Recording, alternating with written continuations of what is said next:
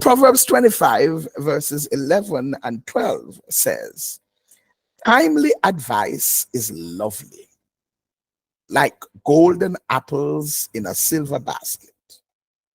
To one who listens, valid criticism is like a gold earring or other gold jewelry. And so here, the wise man is saying to us that timely advice is lovely. He says it's like golden apples in a silver basket. In other words, it is very valuable. Timely advice is not only lovely, but it is very valuable. Golden apples, and no, this is not gold covered apples. Yes, it is not gold plated. It is golden apples, solid golden apples in a silver basket. Now, that's expensive, that's costly, that's valuable. And that's what's being said here, that timely advice is valuable. And if you stop and you think about it, timely advice can save our lives. Timely advice can save our souls. Timely advice can save our relationships. Timely advice can save us from heartache and pain. Timely advice can make us money or save us money. Can equal promotion or promotion versus demotion. Can save us embarrassment, and on we could go. If you stop and you think about it, I believe that there are many of you who can think of even one occasion in your life where you got some good advice at the right time, and because you heeded that advice, there was a significant benefit you gained, or some real trouble or negative consequence that you avoided. Timely advice is valuable. And it goes on to say, to one who listens, valid criticism is like a gold earring or other gold jewelry. Wow. Now, let's talk. Because, I mean,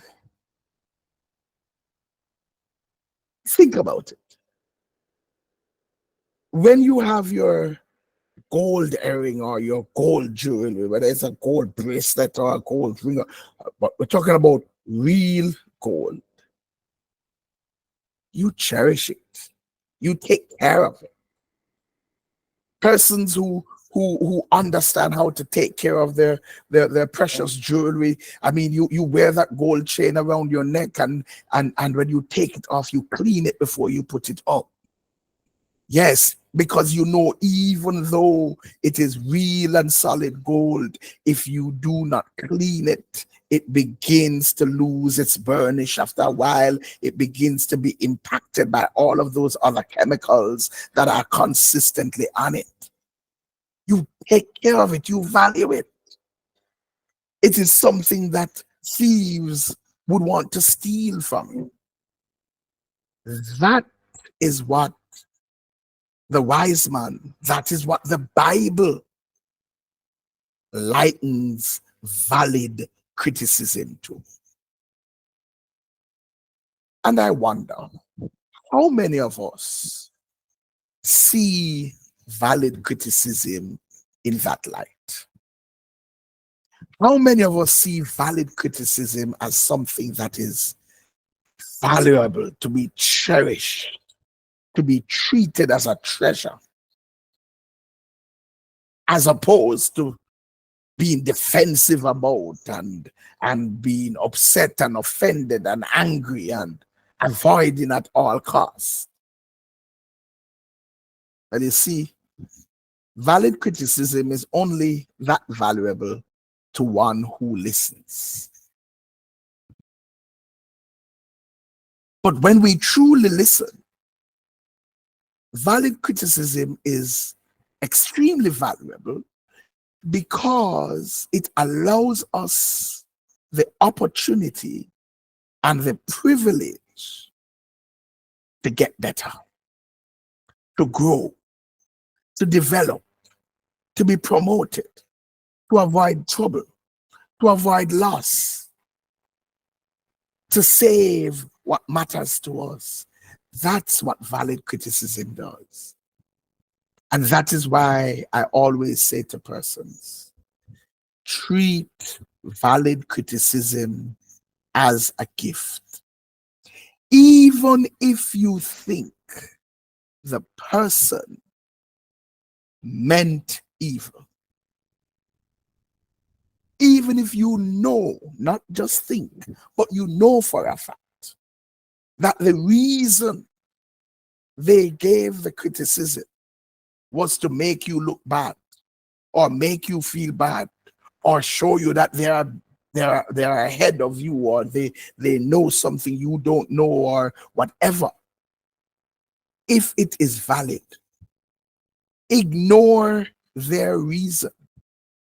Ignore the spirit with which they did it and make use of the substance. Because if it is valid, it is a gift, a valuable gift, because it allows you the opportunity to grow, to develop, to change, to get better. That's what some would call a blessing in disguise. The disguise was the tone with which they did it, or the bad spirit with which they did it. But it was a blessing nonetheless. Don't be distracted by the disguise, but make use of the blessing. Because timely advice is only valuable to you if you listen. Are we listening? How good are we at listening?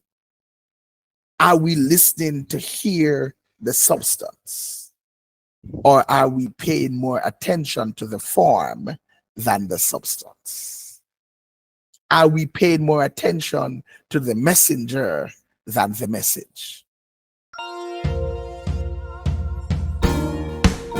New Ebenezer Tabernacle Apostolic, where everyone is a minister and love is real.